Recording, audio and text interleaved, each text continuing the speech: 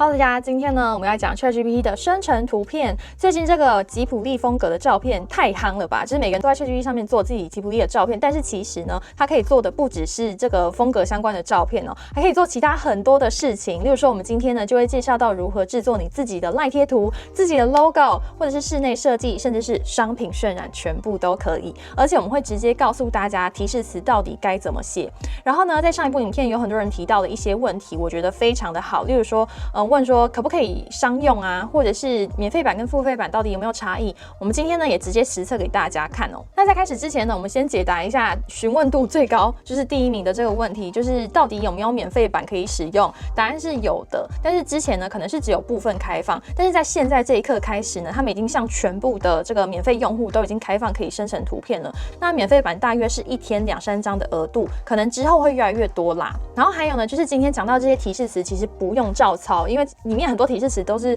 我问 AI， 然后他帮我想的一些提示词哦。例如说，你想要生成一些不同风格的这个图片，但是你一时想不起来到底有哪些风格的话，你就可以直接询问 AI， 你就说有没有类似吉普力的风格，然后一些动漫的风格啊什么的，可以让你参考。那你就可以请他列个10个、20个出来，那你再去选就好了。所以你就是不太需要自己去想。所以接下来呢，我们直接来看看就是10个超猛的 ChatGPT 生图用法。那首先第一个，我们要来看一下如何制作专属于你的赖贴图。那今天的做法就是你直接把你的照片或是你想要的参考的图片，例如说宠物啊，或者是一些动物的图片直接丢进来。例如说我就丢了自己的照片，然后下面呢这个提示词蛮简单的，就是因为现在它可以生成透明背景的这种图片嘛，所以我就说我要透明背景的9格贴纸。然后呢，它有不同的表情跟动作，快乐、开心、生气等等的，就是你可以全部列出来，也可以不用全部列出来。然后正方形、平面、日系可爱风这一句非常的重要，就是有些人会觉得它风格画出来效果不是很好，可能就是这个风格需要稍微调整一下。那我自己使用的用词就是这个日系可爱风，然后实用的表情贴图。接下来呢，你还可以加入自己想要的中文字，例如说你想要加超赞，或是不可能，或是才不要这种字呢，你也可以指定它写出来，然后你也可以每一个都写。例如说，你就列个9个表情符号，然后这9个表情符号分别要加哪些字，你都可以详细的列出来。当然效果就是中文字太多的话，有时候效果不是很好。不过就是可以尝试看看啊。目前我加了就是2-3个都是没有问题的。然后我最后强调了一下服装要一样，然后最后的出来的成果相当的不错吧，表情都还蛮到位的，然后上面呢都有加中文字，相当的实用啊，这个根本就可以直接上架赖官方。那如果你想要上架赖官方的话，你就是要把它剪下来，可能就是正方形，然后给它裁个9个，就可以直接丢给赖官方的，这样子非常的快速。然后呢，也要稍微注意一下，就是你新开一个聊天室，有的时候用一样的这个提示词进去，出来的风格还是会稍微一点点不一样。所以如果你想要做相同一模一样的风格的话，最好就是在同一个聊天室下面继续生成，它的风格才会比较接近哦。好，然后再来下一个呢，我觉得也超猛的，就是你可以自己做 logo， 就是例如说抽象啊，现在很流行那种比较极简风格的 logo， 它都可以直接帮你做出来，而且你甚至可以指定颜色，你知道吗？怎么指定颜色呢？例如说我们现在看这个例子哦，我就是直接把这种色码直接打上去。那这种色码呢，它就可以立刻看懂这几个颜色呢，它实际上是这个样子。那我们看一下这个提示词哦，我说呢，我要极简抽象风，然后三角形的组合山脉剪影，然后只有用这几个颜色，然后形状简化至极致。我觉得这个还蛮重要的，因为有时候你跟他说极简风，他反而会做出那种像 Canva 里面用的那种小图片，反而没有那种 logo 的感觉。那像这个呢，它就是有结合了极简，然后又有一些抽象的概念在里面，我觉得效果很好那上面的这一串呢，其实我是叫AI 帮我写的，就是我今天为了要示范 logo 这个部分呢，我就想说直接让他帮我想一些例子。那他这一段就是直接他帮我写出来的，然后我就丢进来生成图片这样子，你也可以参考我的做法。然后呢，你今天做出来这样子，其实你还可以改颜色，然后改材质什么的，我觉得这个超级方便的。例如说我想要改成蓝色，或者是我想要改成橘色，它都自己帮我配好颜色，而且形状基本上是一模一样的。然后呢，例如说我今天想要模拟它出现在不同材质上面的样子的话呢，它也可以帮我就是模仿出来，有点像是渲染的一个效果。例如说这个是木纹，是不是相当不错？就是很有模有样，对不对？这真的很像是一个大牌子的那种。然后最后呢，也可以生成一个比较基础版本的灰阶版，这个就会是比较通用性的一个 logo 这样子。然后再来下一个来看一下，这个是科技公司的一个 logo。那我里面用的字呢是极简抽象风格，然后重叠几何形状设计，然后蓝色帮我指定了这个色码，然后还有纯白色相间。但是我后来有跟他说我想要没有背景，所以他就是没有另外一个颜色这样子。然后简约现代 minimal tech 风格，然后出来呢，我觉得这个也是感觉就是很像什么大公司的 logo， 效果很不错。这真的就是可以直接用了吧？对啊，那我们来看一下，就是如果我要换颜色的话，这个换颜色是有点失败啦。但是因为它今天也只有一个颜色，其实你就可以丢进 Photoshop， 这个部分就没有什么问题。再下一个呢，我们要来看商品渲染。那商品渲染呢，其实有很多个不同的渲染的方式。那第一个想要来跟大家讲的是平面转成 3D 的状态哦，就是我们上次有讲到这只猫嘛，这只猫呢，例如说我今天想要让它就是变成现实世界中的商品，或者是一个木偶、玩偶之类的话呢，我就是可以直接请它帮我做成超真实的小公仔。然后它就会出现，但是我觉得让我比较惊艳的部分就是它还可以换材质跟换颜色。那上面这个小公仔其实跟它本人长得还是有一点落差，但是不知道为什么换成木头之后就长得超像的，就跟原本的那个平面设计基本上是一模一样。那接下来我们还可以做更多的变化型，就是我把这张图片下载下来之后呢，我可以请他帮我换背景，直接说把背景换成一个酒吧就好了。其实是没有什么技巧在里面啊，就是门槛是真的还蛮低的。你想要怎么换啊，怎么改变这张图片，就是基本上很直白的跟他讲就好了。当然有的时候效果出来没有那么好的话，你可能要换一个说法。但是我觉得这一版真的它的理解力是真的还蛮好的。然后像是这个埃及烤漆啊，就是我换成了一个比较埃及风的一个背景，然后这只猫也换成了一个就是比较尊贵的这种材质。那我用的这个提示词就是帮我换成埃及奢华烤漆材质，然后背景是金字塔壁画，姿势跟表情特色都要一样，就是这么短的一个提示词就可以把它从这个木头的样子呢变成一个高级镶金的一个猫猫装饰品。然后我们继续看一下其他的这个例子，例如说这个是紫色的女生房间。我就说呢，把这个图片的背景改成一个紫色系的女生房间，其实就是非常的直白，你不觉得吗？然后效果出来就是很像一个商品照这样子。然后这个是日系小清新风，然后呢，这个是我换材质，然后又换背景。那我的提示词是帮我换成极致奢华的蓝宝石材质，然后背景换成异国宫殿跟蓝宝石很搭，出来就会是这种平常基本上不太可能会拍出来的照片的感觉。所以你基本上可以把自己的商品啊，或者是你想要宣传什么东西，你就是把它可能2D 转3D 之类的，然后再进行这个背景的调换就 OK 咯。再来下一个我们要来介绍的用法，就是你可以用 ChatGPT 来生成海报。今天不管是任何的活动、任何的配色、任何的风格，它都可以直接帮你画出来，而且效果超级好。它甚至呢可以直接帮你写日期在上面。我们上次讲了这个二手市集的海报，我觉得这张的效果很不错。我们来看一下它的提示词，它的提示词是帮我生成台湾文青二手市集的宣传平面海报，就这样子一句哦。它就帮我生成了这个。那里面呢，你东西其实可以再细调，例如说你可以指定日期、指定时间、指定地址。那这些呢，你也可以叫它就是强制用繁体中文来写，都是 OK 的。那我们来看一下其他的海报，例如说这个台湾手作市集，我的这个提示词是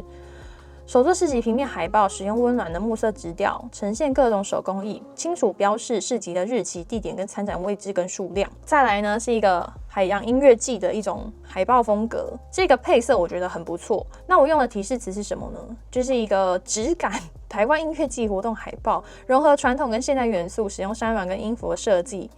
然后呢，标明资讯还有表演时间，就是一种复古跟现代融合的这种风格。然后呢，像是夜市文化季，我的提示词是小文青平面海报，使用灯笼跟蓝色招牌，呈现热闹的氛围。这些东西你就是可以自己指定一下你喜欢怎样的风格，这样子。再来下一个要讲到室内设计还有家具模拟，这是什么意思呢？就是例如说你今天在网络上面看到一个非常精美的家具图，你想要想象一下它出现在你房间里面的样子到底是怎样，那你就也可以使用这个 ChatGPT 的新功能哦。首先呢，你就是要先拍一下你房间的照片。那我就是给了他这张我们客厅的照片，然后呢又把它丢入了这个商品照，就是我喜欢这张蓝色的椅子，那想要模拟一下它出现在我们客厅的样子的话呢，我就是直接跟他说，在第一张照片的空旷区域加入第二张照片的蓝色椅子，摆得好看一点。如果你不指定摆在哪边的话，它就会乱摆。然后呢，他就给了我这张照片。那这张照片呢，很明显就是那个光有落差嘛，所以我就会显得这张椅子很突兀，就是好像根本就是随便 P 上去的这样子。所以呢，我就跟他说，光影调整一下。那这边其实你也可以指定就是室内白日光啊，或者是什么室内怎样的光源，你也可以跟它指定一下。那我就是这样子讲完之后，他就帮我调整了一下这个光影，它看起来效果就自然非常多。而且还蛮不错的，就是好像它真的摆在那边一样。我觉得这个东西就很适合用在室内设计，或者你今天就只是纯粹想要网拍一些家具什么的话呢，其实用这个效果就会相当的不错。但是要特别注意一下，就是尺寸的问题哦，就是因为它融合呢，它不会真的知道那张椅子到底是多大，所以你还是要稍微注意一下尺寸的部分哦。然后另外一个例子呢，就是我拍了我房间的照片，也就是现在这个场景的照片，就是这一张。然后呢，我就说，我想要换一个颜色，换一个配色，换一个风格什么的，我就说把我的房间换成灰蓝配色，他就给了我这张图片，哈，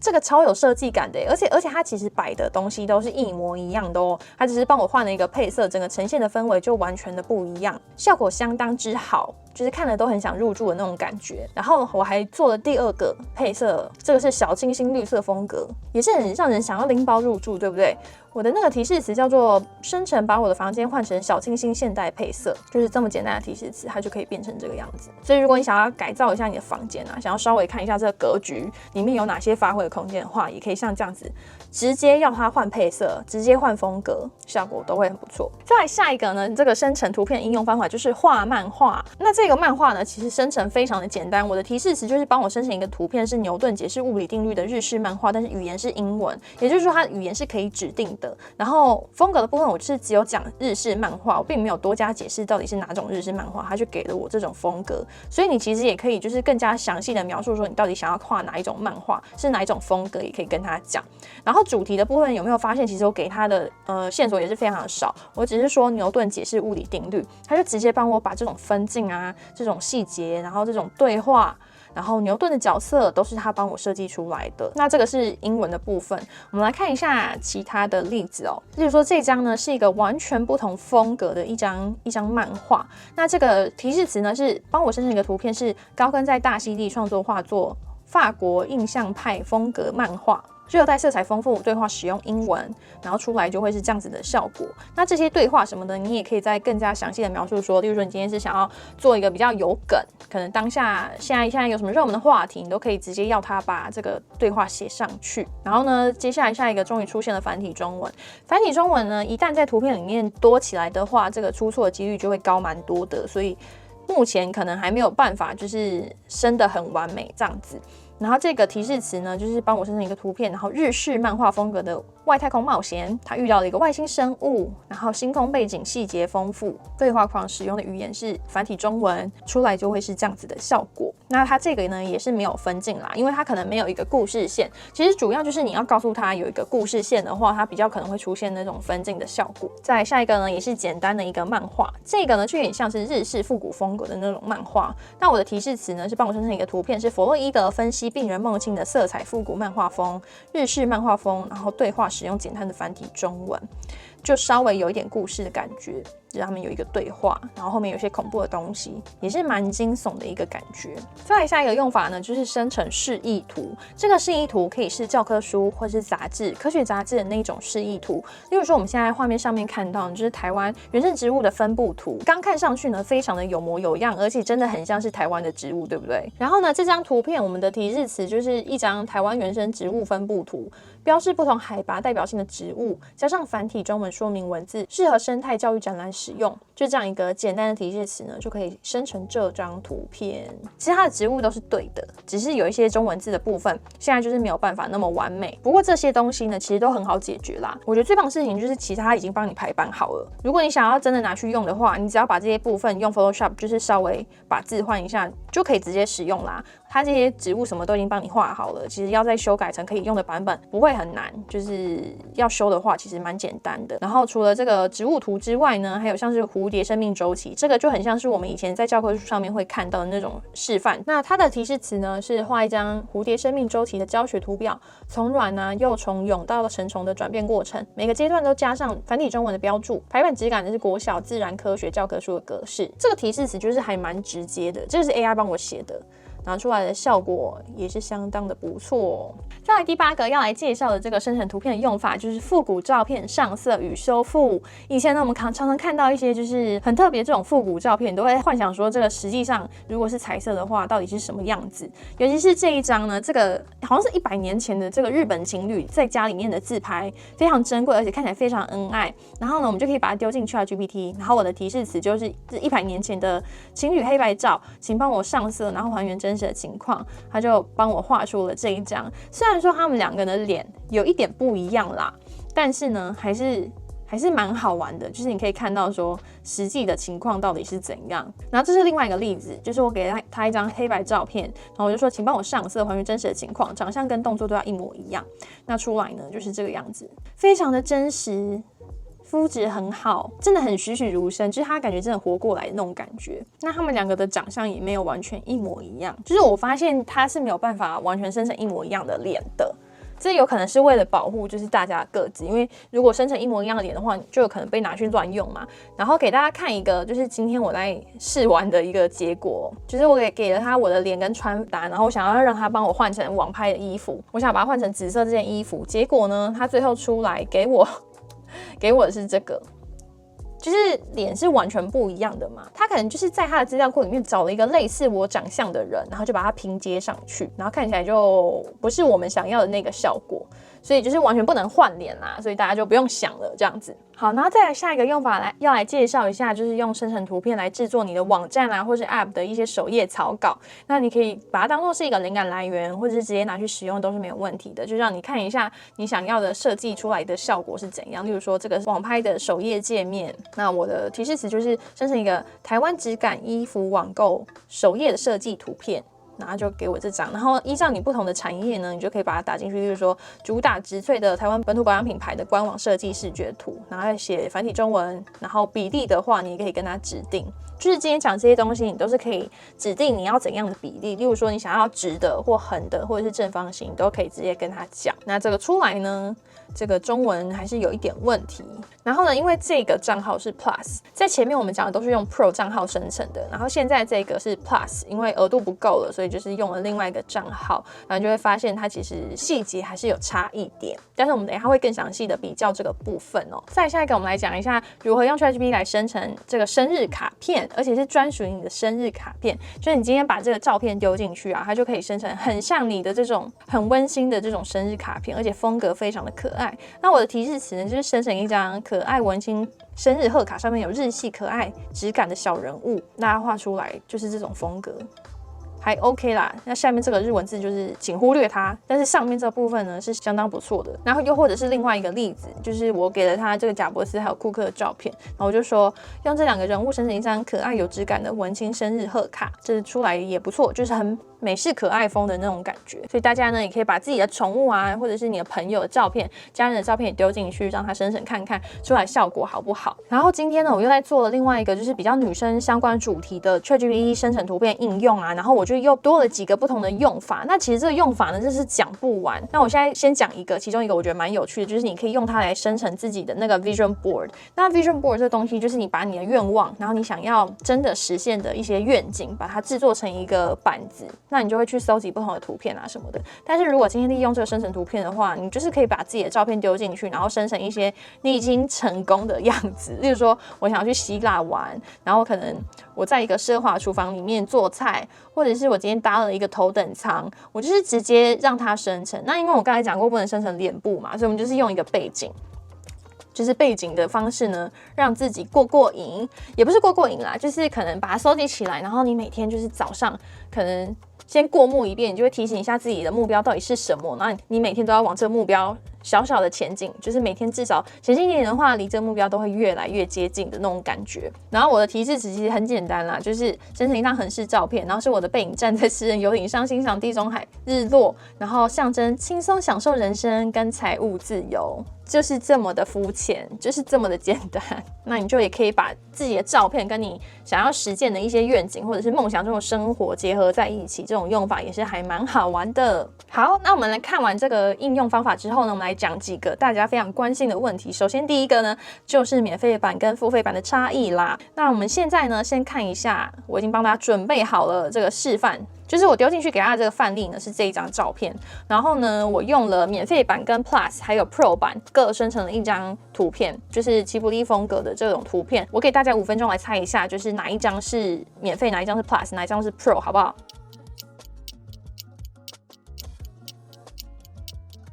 好，大家想好了吗？我来公布答案了。首先呢，最左边这一张呢，应该很明显，它就是免费版的，就是比较粗糙嘛，然后就是比较随便这样子。例如说后面这个东西不知道是什么。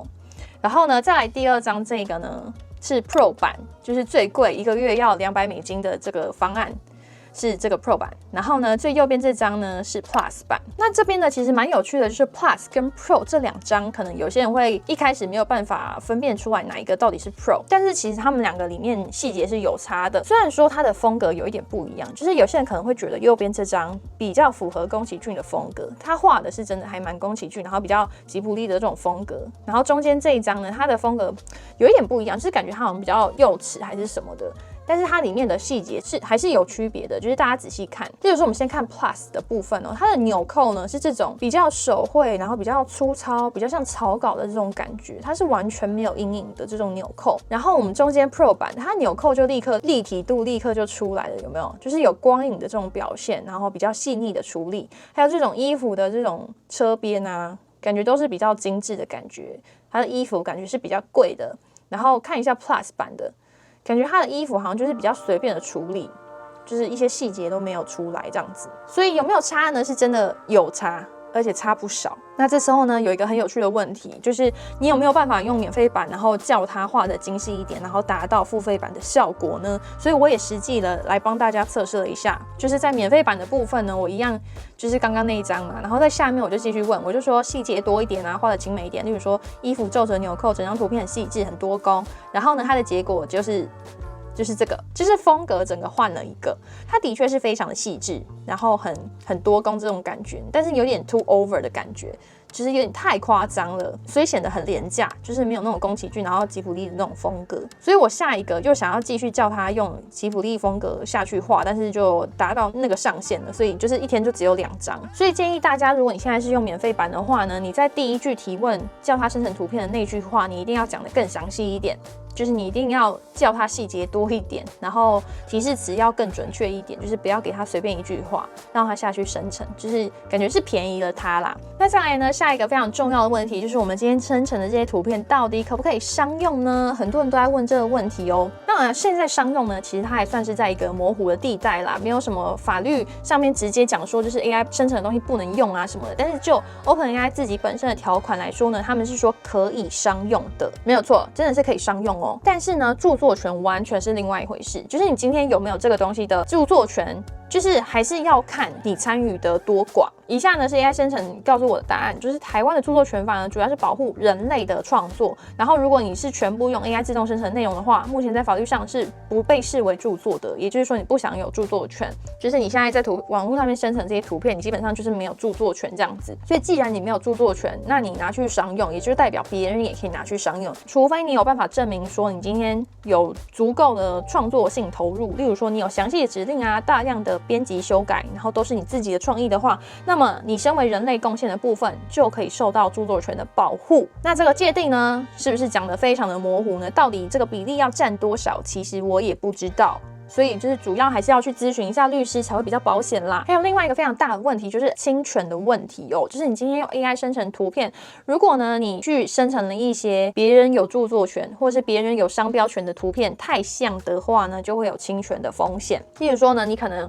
在自己的图片里面叫 AI 画下了宫崎骏笔下的角色，例如说可能是你跟身影少女啊，你跟魔法公主的合照或者是图片之类的话呢，或者是里面有 Nike 的 logo， 这些呢你拿去商用的话呢就会侵权哦。但是目前呢这个 ChatGPT 里面其实已经先有挡了一层啦，就是它不会让你生成一些著名的动漫或是卡通电影角色，就是不行，是完全不行。或者是你想要生成一些 K-pop 明星的照片的话也是不行的。还有另外一点呢，就是 OpenAI 他们的服务条款其实也是不断的在更新，所以现在讲的东西也不一定会是最新的。详细可不可以商用，可不可以有著作权，有没有侵权的问题，有没有这些风险呢？还是要请各位去详洽你们的律师哦。好，那我们今天呢介绍这个 ChatGPT 生成图片的用法就介绍到这边，不知道大家呢最近玩的怎样，有没有什么实际上觉得很厉害的一些心得，或者是有什么样的想法的，欢迎在下方留言区跟大家一起分享。我自己呢现在也是在持续摸索的阶段，就是还觉得还蛮好玩的，因为它用法非常的多，然后对实际生活上面也是